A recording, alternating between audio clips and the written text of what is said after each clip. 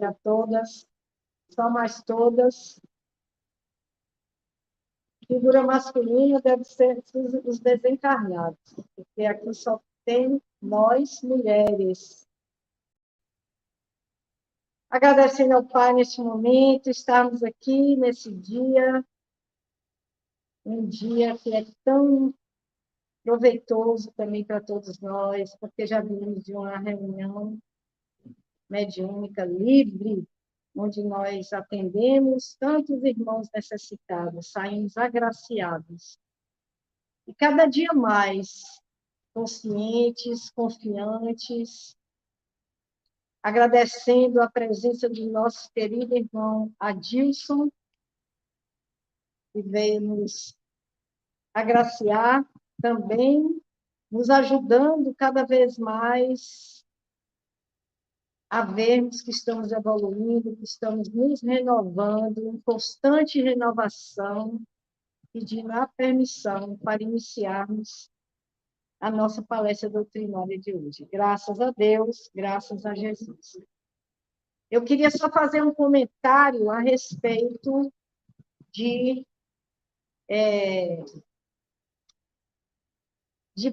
por que fazemos as palestras online. As pessoas vão cada vez mais ficando na comodidade de sua casa, né? E esvazia o nosso momento aqui, o nosso horário. Mas só que nós sabemos que nós falamos também para os desencarnados. E nós não vamos desistir. Porque muitas vezes eles chegam e comentam o que nós falamos aqui na palestra. Então, sabemos que temos muitos desencarnados aqui, que essas cadeiras estão todas lotadas, e é isso que importa. E mais, os que estão em casa, e recebem também a energia, a harmonia. Graças a Deus, graças a Jesus. Bem-vindo, amigo. Você pode falar.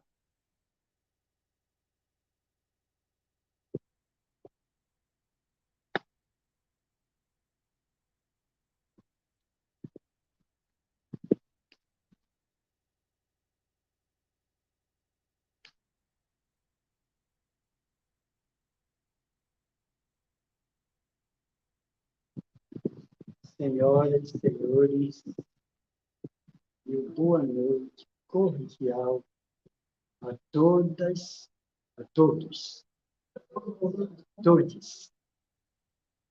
Que Jesus Cristo, esse amigo incomum das nossas vidas, nos abençoe. Ilumine cada vez mais a nossa mente, para que nós possamos aprender aquilo que se nos apresenta de forma que venhamos trilhar o caminho da evolução espiritual. Que Jesus Cristo torne cada vez mais doce o nosso coração, para que nós possamos externar esse sentimento de amorosidade em favor daquelas pessoas que cruzam os nossos caminhos, mas basicamente em favor de nós mesmos, porque muitas vezes nós carregamos conosco a crença de que estamos ajudando alguém, quando, na verdade, este alguém está nos ajudando no desprendimento, na amorosidade, na compreensão, no autodescobrimento. Eu agradeço a esta casa, aos mentores espirituais desta escola, deste posto de socorro, a esta casa de iluminação. Eu agradeço àqueles que me convidaram e quero pedir a Jesus que abençoe todo mundo. Eu venho trazendo esta noite um tema que diz respeito a todos nós, à nossa necessidade. Esse tema está no livro de Emmanuel, Psicografia de Francisco Cândido Xavier. E verdadeiramente, Emmanuel faz um desenvolvimento no seu livro Palavras de Vida Eterna sobre um tema de Paulo de Tarso, quando ele escreve aos Efésios, dizendo: renovai-vos em espírito. O que nos chamou a atenção, entre outras coisas, é que este apóstolo, quando ele fez esta carta, essa epístola aos Efésios, ele estava preso. Ele estava na cadeia em Roma. Mas nós podemos entender que Paulo estava preso fisicamente, mas ele se permitia estar livre. E ele levava, então, esses ensinamentos aos Efésios, no sentido de que havia, e como há ainda hoje, essa necessidade de renovação. Mas não é essa renovação material que muitos buscam, que muitos almejam, que muitos se ufanam atrás dessas conquistas materiais que muitas vezes, ou melhor, que às vezes, sim, leva a criatura humana a derrocar. Porque a conquista dos bens materiais não quer dizer que seja uma conquista de evolução. Porque quando nós saímos daqui deste plano físico, nada levamos conosco daquilo que nós conquistamos.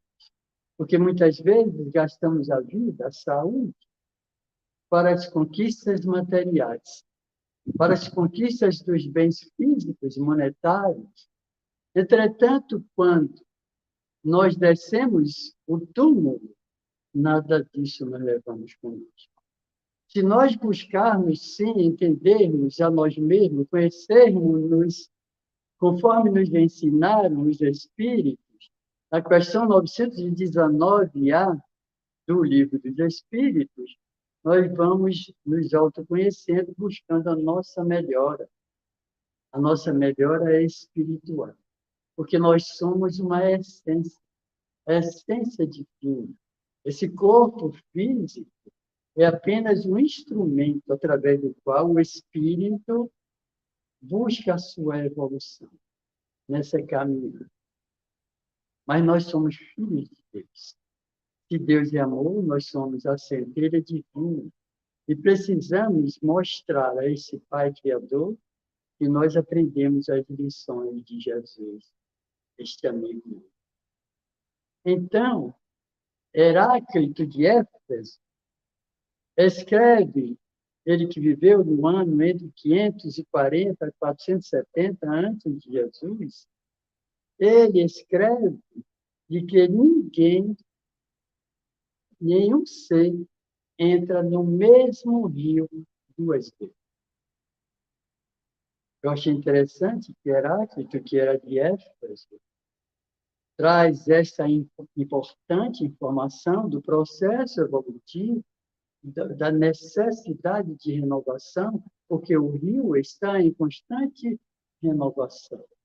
E a criatura humana também, porque nós hoje somos o que não éramos ontem, e amanhã seremos diferentes, como diz o cancioneiro popular, né? Nada será como antes amanhã. Ontem uma música assim, Milton Nascimento, né? E nada será como antes amanhã, nada, nem nós mesmos. Então, a criatura, quando entra no rio, a água se vai e o homem se renova. Mas essa renovação, é preciso que aprendamos que ela deve se dar conosco na forma íntima, essa reforma, na busca do autoconhecimento.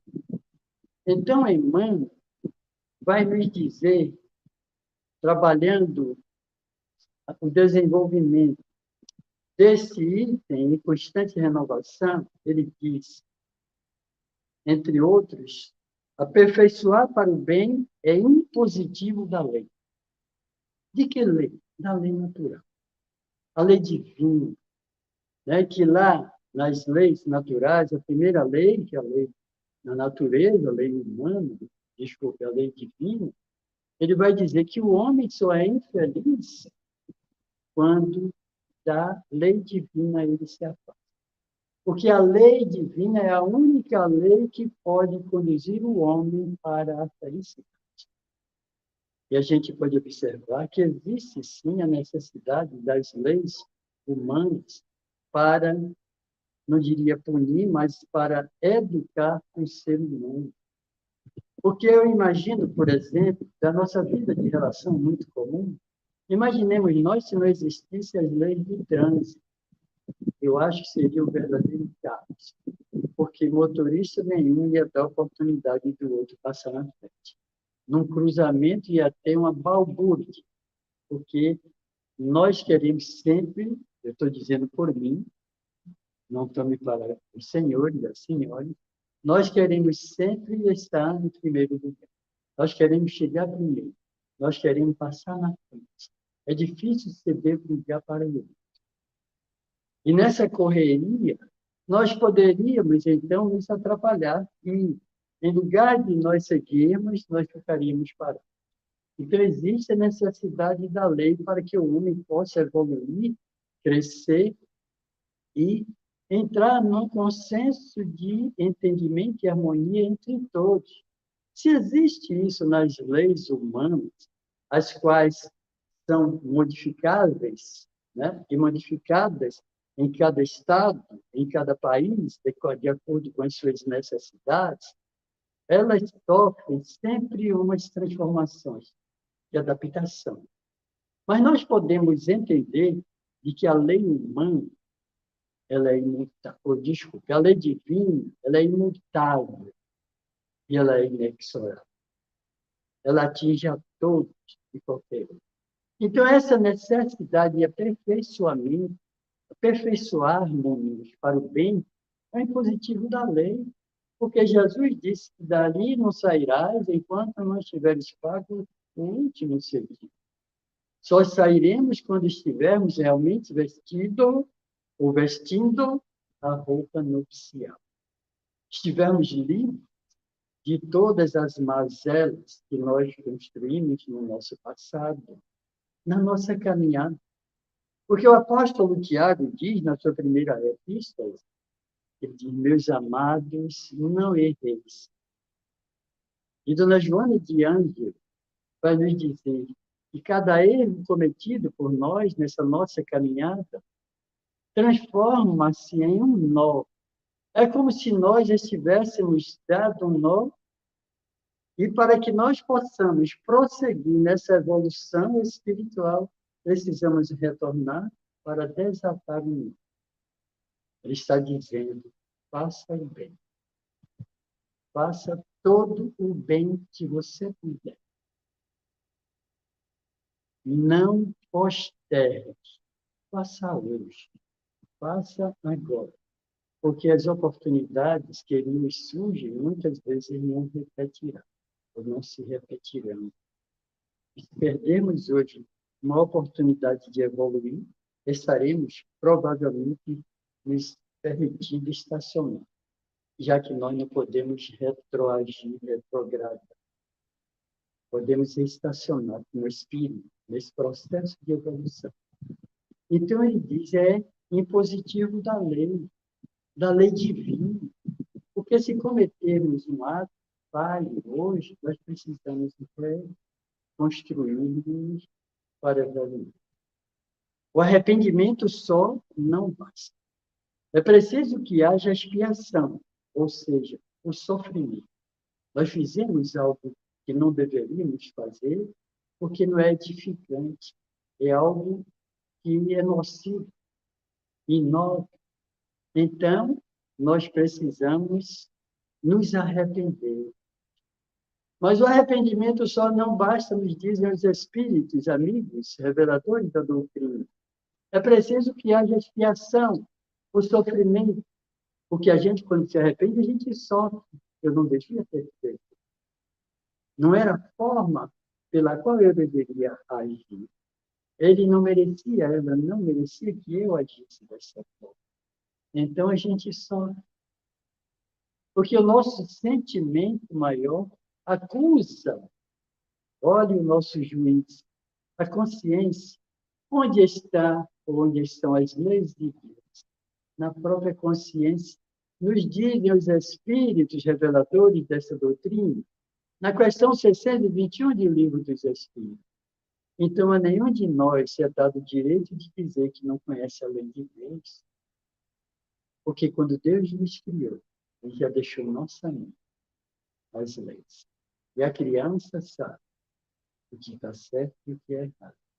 Tanto que quando ela vai fazer algo errado, ela olha para os lados, no sentido de ver se não tem alguém ali observando, mesmo porque a gente pode ver um corpo débil, um corpo infantil, que muitas vezes personifica a inocência, mas o espírito que anima aquele corpo pode ser o espírito livre. Está pronto e veio a este mundo, ele reencarnou para a sua evolução. Então, ele sabe que já está na consciência. Porque quando nós dissemos é inato, é porque já trazemos de vidas pretéritas. Está em nós, nós renascemos. Então, diz Emmanuel, é impositivo da lei divina. Você tem que progredir. Mas esse impositivo é amoroso. Não é? Porque a própria doutrina nos ensina que a doutrina espírita não impõe, ela propõe. Porque Deus nos oportuniza crescimento e evolução através do nosso livre-arbítrio, das nossas escolhas. Se nós temos consciência, nós vamos escolher o que é bom para a nossa própria evolução. Nós estamos hoje habitando um planeta de provas e expiações, o qual se transforma ou está em transformação para regeneração.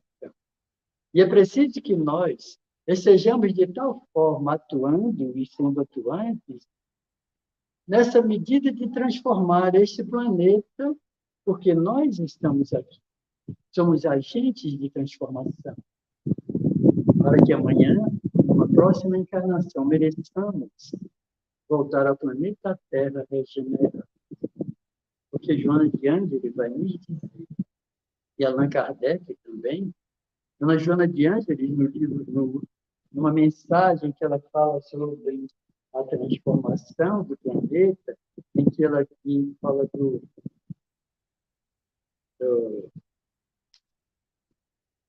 da grande transição, vai nos dizer que a criatura que estiver criando barreiras, óbices à evolução do planeta, ela será imediatamente levada a um planeta inferior, ao planeta.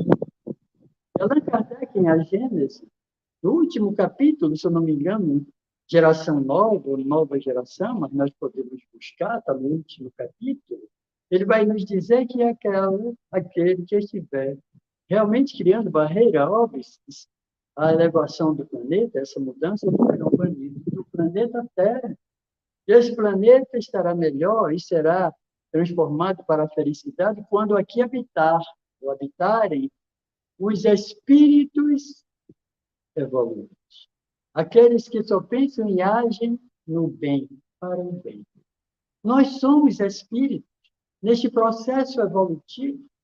Os mestres estão aí, e o grande mestre, o Rabboni, Jesus, continua de braços abertos, aguardando.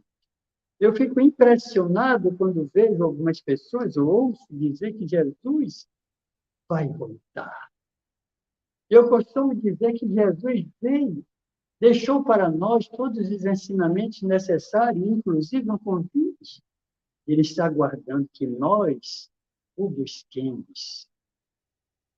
Nós estejamos caminhando na sua direção. Porque ele diz que eu sou o caminho, a verdade e a vida.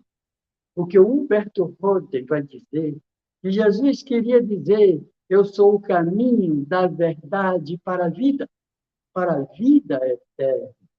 E nós precisamos buscar habitar planetas melhores, planos superiores que existem, como Júpiter, porque espíritos, como São Luís, Piton já habitam planetas superiores onde não existem doenças. Porque, verdadeiramente, os espíritos nos dizem que não existem doenças. Existem doentes que são os seres que aqui e carregamos conosco todos os nossos compromissos do passado. E que Deus amorosamente nos oportuniza momentos de grandiosos em que nós devemos buscar a nossa redação. Quando Ele nos coloca junto das pessoas a quem amamos, a quem devemos amar, a quem imperiosamente devemos ter extraído no profundo do nosso coração esse sentimento de amorosidade, principalmente para aqueles que parecem ser pessoas difíceis, principalmente no nosso próprio. São as oportunidades de nós externarmos esse sentimento de amorosidade, de compreensão, de tolerância, que são as escadas onde nós devemos subir para conquistarmos as nossas evoluções espirituais. Entre outras coisas, diz Emmanuel, em muitas ocasiões afirma-se cansado, sem qualquer recurso para empreender a tua transformação. Tem gente que posterga. Eu conheci um jovem senhor, oficial da Marinha, em que, enquanto nós o convidamos certa vez para que ele fosse conhecer a doutrina espírita, ele disse: eu vou deixar isso para quando eu ficar coroa. Ele nem descoroa.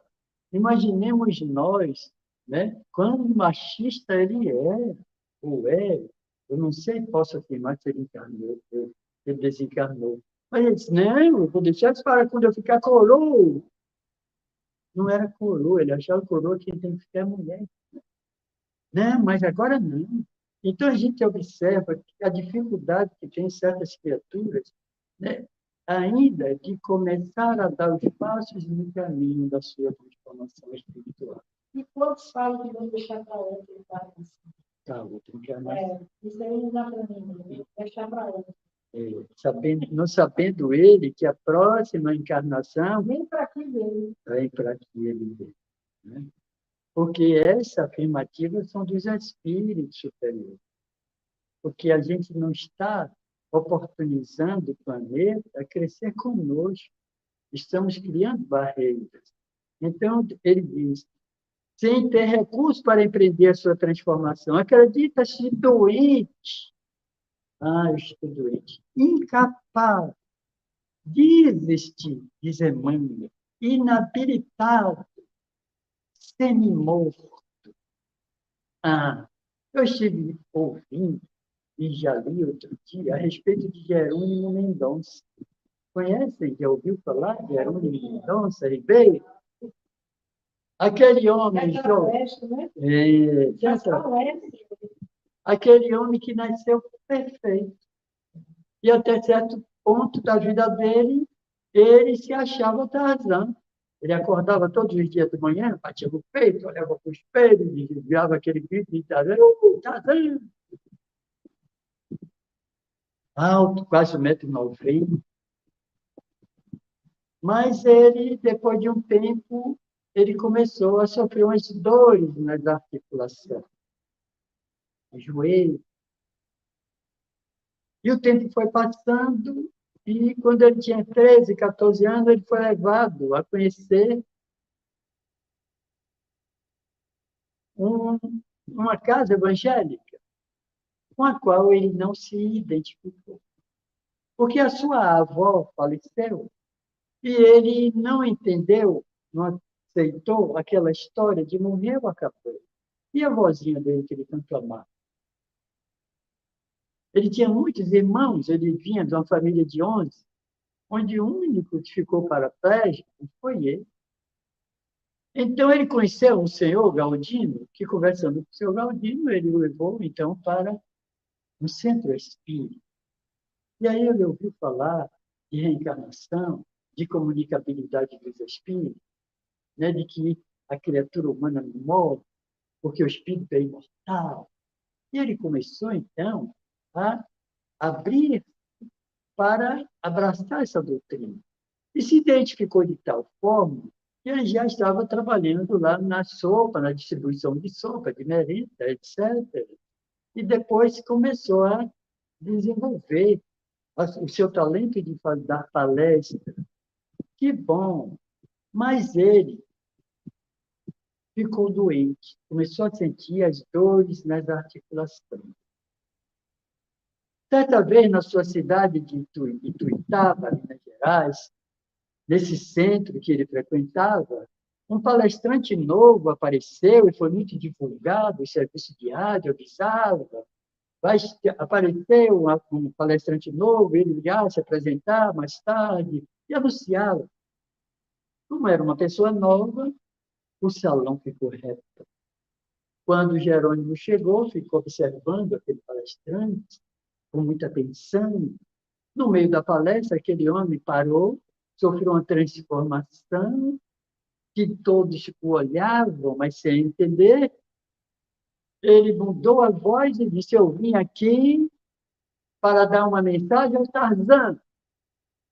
A plateia não entendeu, mas ele entendeu. É comigo. Disse para quem. Então aquele homem disse: Tarzan, prepare-se para entrar na selva do sofrimento. Agarre-se ao cipó da esperança. Voltou ao normal e continuou seu trabalho de divulgar a doutrina espírita. E ele ficou meio preocupado. É comigo, mas não entendeu. Naquela mesma cidade, dias depois, apareceu, iria passar no cinema um filme novo. Também outro anúncio a respeito do filme. E o povo todo acorreu para o cinema para assistir O Vento Levou. Era um filme com mais de 3 horas e meia de projeção. Mas antes disso, Jerônimo passava sempre na porta de uma alfaiataria e o alfaiate gostava muito dele, porque ele é uma pessoa educada. Desde cedo ele trabalhava para ajudar os seus pais, ele era engraxate, porque eram muitas pessoas na sua casa. E ele, às vezes, parava para conversar com o alfaiate, o qual, gostando muito de Jerônimo, perguntou-lhe certa vez: Jerônimo, o que é que você acha daquele terno branco ali, naquele manequim? Jerônimo olhou, disse: muito bonito. E o sapato? Combina com a calça e com o paletó. Disse que o Jerônimo, esse terno é seu. Esse meu? Você está falando sério? Sim, Jerônimo, não é seu. Ele não sabia se saltava de alegria, se ele corria para casa, se ele abraçava o manequim com o paletó e a calça, e calçava o sapato. Ele nunca tinha calçado sapato. Ele nunca tinha vestido um terno, aquele jovem, 17, 18 anos. Ele foi para casa e chegou em casa, contou para os seus pais, feliz da vida, não cabia em si, mas ele buscava, então, uma ocasião especial para vestir aquela roupa e calçar aquele. A ocasião apareceu. E o vento levou. Ele foi para o cinema. Mas quando ele chegou para seu filme, o cinema estava lotado.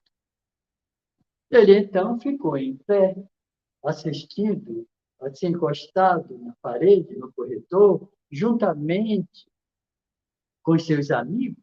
Era uma novidade, cinema, lá em Ituiutaba, e aquele filme muito bem comentado. E Jerônimo assistiu o filme inteiro. Quando terminou a projeção, que as pessoas saíam e todos estavam indo para suas casas, Jerônimo, que moveu passo e não esteve.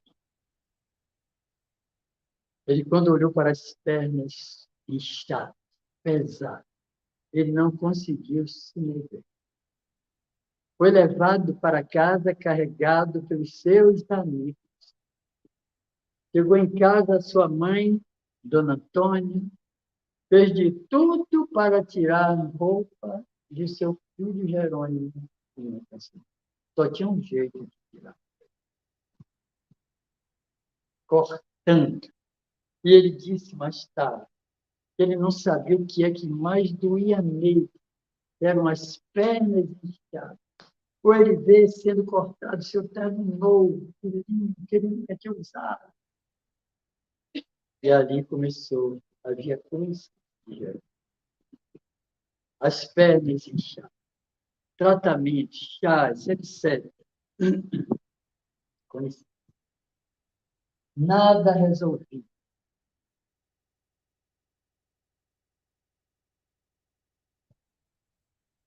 Jerônimo passou a andar de muleta. A dificuldade dele deambular crescia. Então, arranjaram-lhe uma cadeira de rodas. Ele se lembrou daquele espírito, seu amigo, e que chegou através do médium para dizer: Tarzan, prepare-se para entrar na selva do seu filho. Começou ali. Ele já estava agora andando de cadeira de rodas. E piorava o seu estado. A sua doença era a artrite reumatoide aguda, que não melhorava.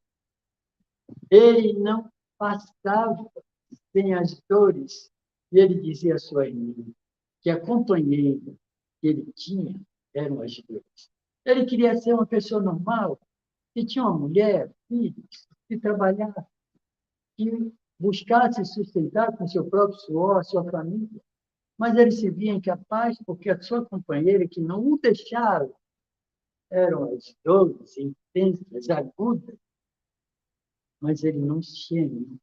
Ele chegava a suar de dor e a sua irmã enxugava com a toalha para ver se melhora as dores intensas.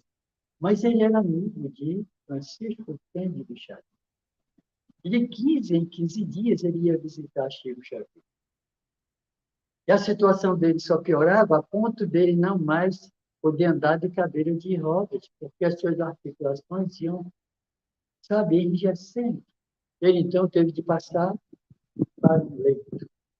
Então, foi feita uma cama. No início, ele andava só na cama, e depois criaram um leito anatômico específico para ele. Ele não podia andar, era carregado, porque ele não ficava em casa. E a mãe dele dizia para ele que ele era o único filho que ela tinha, que era aleijado e que não conseguia parar em casa, que ela não entendia isso. Mas ele dava palestra, ele gravou disco, ele escreveu livro, ele fundou um centro espírita, Ceareiro de Jesus, ele fundou uma creche. Ele não estava doente, inabilitado, semi-morto, se dizendo incapaz. Ele buscava sempre Chico Xavier, que o aconselhava, tinha Chico como um padre. E a doença avançava. Ele ficou cego de medo. Mas ele não se queixava, ele não reclamava. Ele cantava, fazia poesia. Ele recebia do seu centro caravanas que iam visitá-lo. E ele disse que certa vez a doença avançou tanto que inflamou todas as suas unhas. E o médico disse a ele que não tinha nenhuma solução senão extrair as unhas.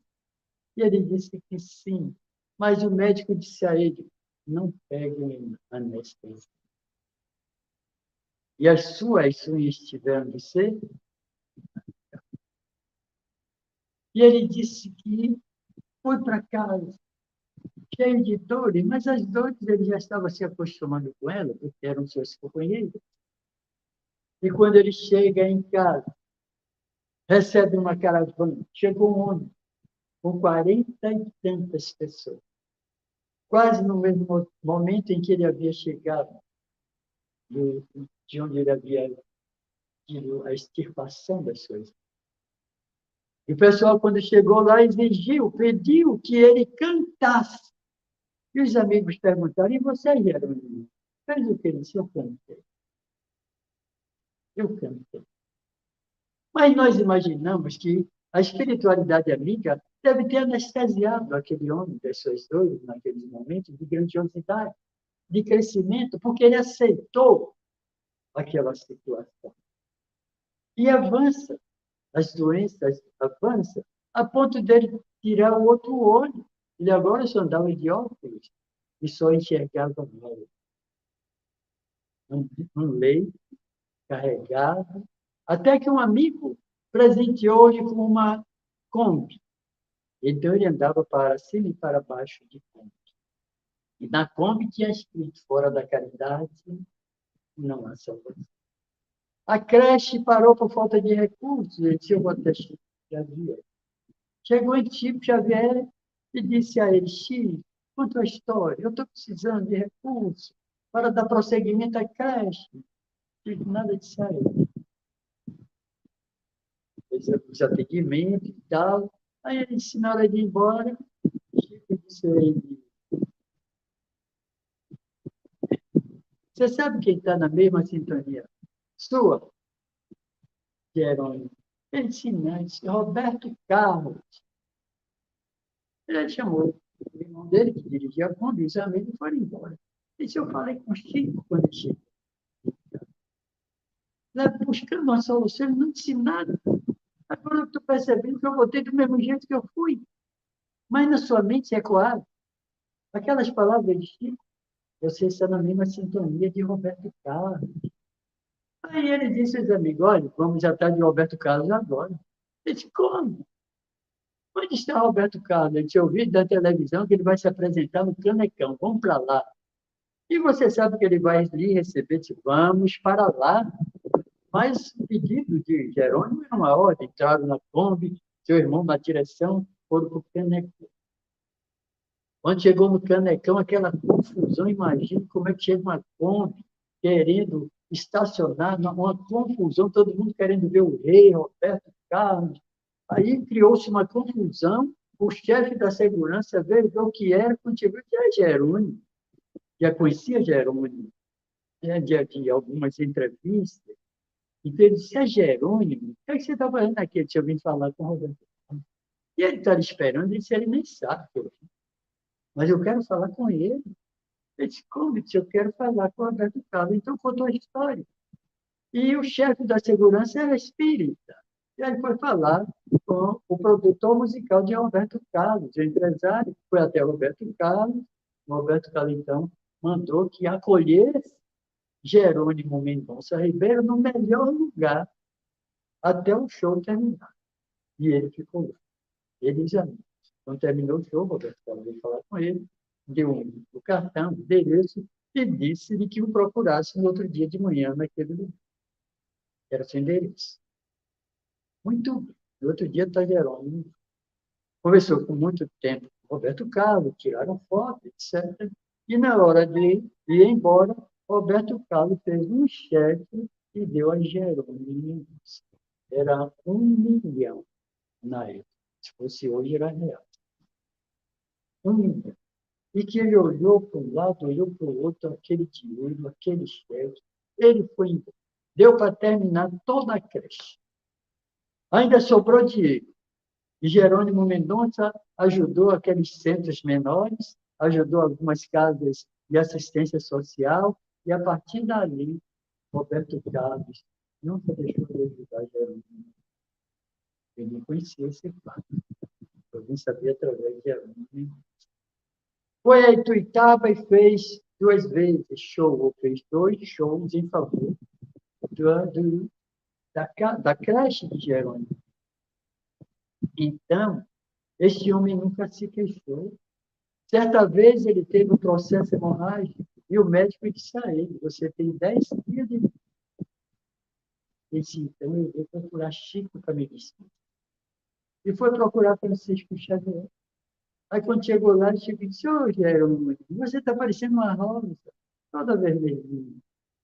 Aí ele disse, mas Chico, eu estou morrendo, e você me diz isso?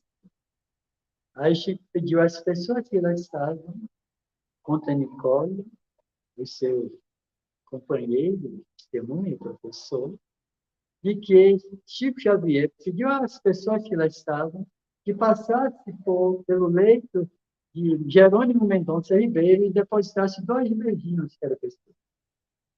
Depois que todos passaram, Chico chegou até Jerônimo, deu um passo em Jerônimo, e Jerônimo contava. Ele sentia como se saíssem os raios das mãos de Francisco Cândido Xavier, que trabalhasse todo o seu organismo, revirasse tudo aquilo e estampou-se então. E que ele pensou que Chico ia dispensar ele, e disse, agora, Jerônimo, faça um comentário do Evangelho. E ele não teve jeito, foi comentar o Evangelho. E na saída, Chico disse a ele, sabe o que aconteceu isso, Jerônimo? Porque você aceitou o coitadinho. Disse, como? Se as pessoas tiveram pena de você, tiveram dó de você e você aceitou. Por isso aconteceu isso. Portanto, Jerônimo, vá trabalhar. Aí ele se despede de Chico. Chico, muita paz. Chico disse, corte o zelo. Muita paz. Então, nós estamos vendo um exemplo de um homem que ficou em cima da cama e veio sofrendo gradativamente a doença até o seu desencarne. Ele ficou 30 anos numa cama. Nunca deixou de trabalhar. Nunca se queixou. O gigante deitado. Divaldo Franco conta que muitas vezes ia lá visitar, fazer palestra em Minas, Uberaba, e ia visitar Jerônimo Mendonça, quando não o encontrava, lá em Pedro Leopoldo, com Chico Xavier. E ele brincava muito com ele, é muito brincalhão, brincava com Divaldo, dizendo, Divaldo, você vem para aqui, você sua, transpire, comove o povo, é aplaudido, mas quem sai carregado sou eu. Ele mandava. Então, ele desencarna, sem se queixar. E Chico já veio, uma vez que estava depois, alguém lhe perguntou sobre Jerônimo, e disse, Jerônimo hoje é luz. Jerônimo é uma estrela. E de volta conta, e certa vez viu Jerônimo aparecer a ele espiritualmente. Ó, Jerônimo, como está? Ele disse, eu agora sou um gigante de pé. Porque ele era considerado um gigante deitado devido ao seu tamanho. Então, nós precisamos ver que é preciso que haja em nós essa constante renovação, buscando o autoconhecimento, conhecendo a nós mesmos. Quem sou eu? O que estou fazendo aqui? Essa é a grande pergunta. Certa vez, no Espírito, disse para mim, Adilson, o que é que você está fazendo da sua vida? O que é que você está fazendo com a sua vida? Então, eu preciso fazer uma análise, né, para poder caminhar na direção da evolução. Porque essa oportunidade, esse bem nessa oportunidade, não pode ser postergada, não pode ser adiada, transferida. Ela tem que ser abraçada, agarrada, aproveitada.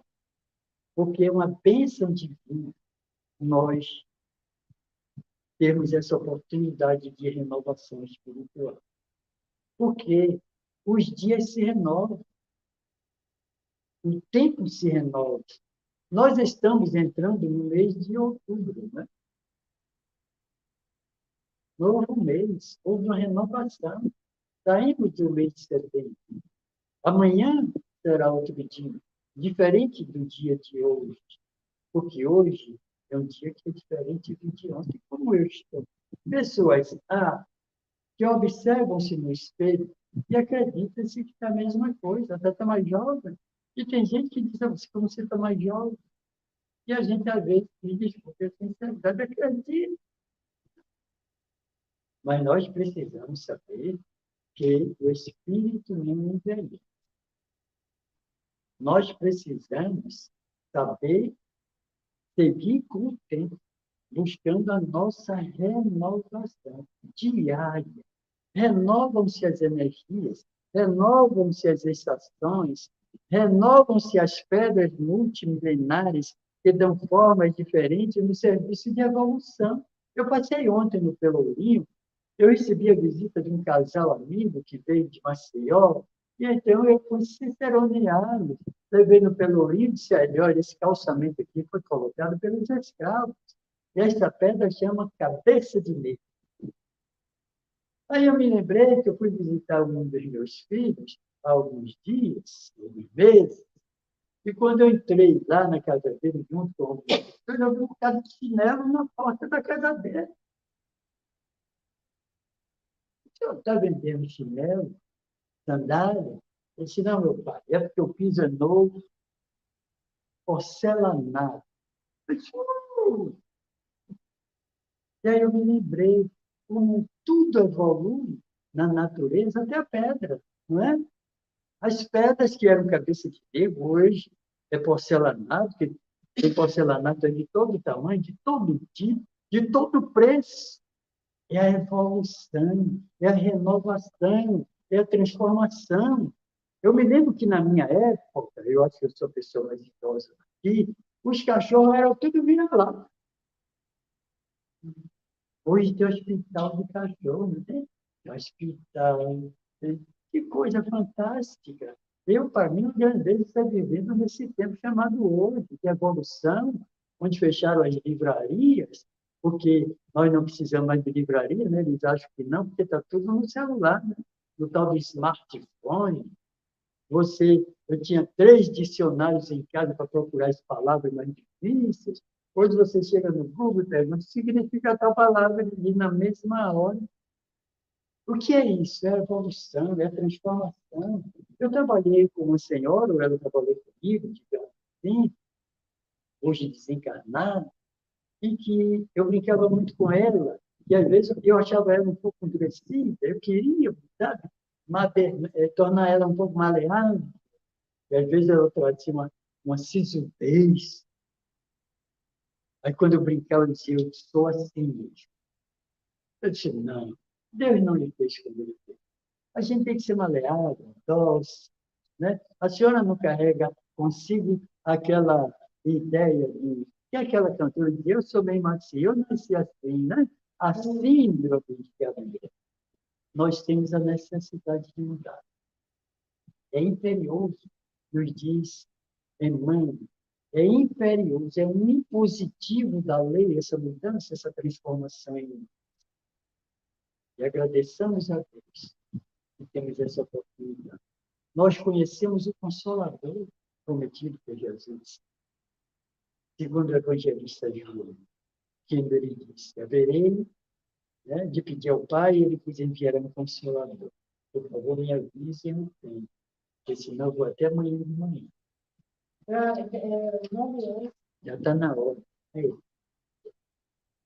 Então, ele disse que haveria de enviar o Consolador, que haveria de nos explicar sobre tudo o que ele disse, Jesus, e de nos falar sobre todas as coisas. O Consolador chegou. Nós temos o Consolador prometido por Jesus em nossas mãos. Nós temos Jesus, o Mestre, que nos convida para que nós o busquemos, para que possamos, a cada passo, evoluir. Eu posso ter ligado. Fica a mensagem, meus irmãos. E fica o meu agradecimento sincero, grandioso, pela acolhida, pela recepção. Mas a mensagem é a renovação que nós precisamos construir. Que Deus nos abençoe. Muito obrigado. Nós te agradecemos. Trouxe-nos livros, trouxe-nos algumas coisas. Muito boa, maravilhosa, muito boa mesmo. E aí cada um vai refletir, né? Realmente nós vivemos em constante renovação. E que nós aproveitemos estarmos nessa doutrina que levanta o véu, que esclarece, podemos renovar sempre, melhorando os nossos pensamentos, nossos sentimentos, servindo e prosseguindo, que é a nossa meta. Nessa casa, nós sempre primamos pela caridade. Então, sabemos que fora da caridade não há salvação, no sentido de encontrarmos a paz na consciência. Então, vamos chamar os médiuns para se posicionarem no salão, para aplicação do passe, que possamos fazer brilhar nossa luz com simplicidade, com gratidão a Deus que nos dá todo dia uma nova oportunidade, cada dia um novo dia. E se estamos a caminho da luz, significa que cada dia vamos ser melhores, plantando o nosso hoje para prepararmos o nosso amanhã.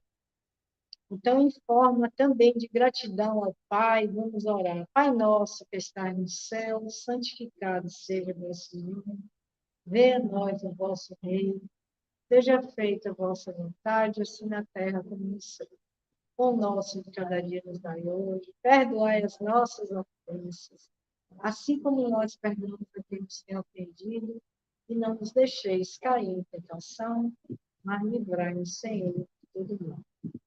Agradecidos, recompensados, pedimos a permissão para encerrarmos, tornando vosso paz e harmonia para todos. Graças a Deus, graças a Jesus.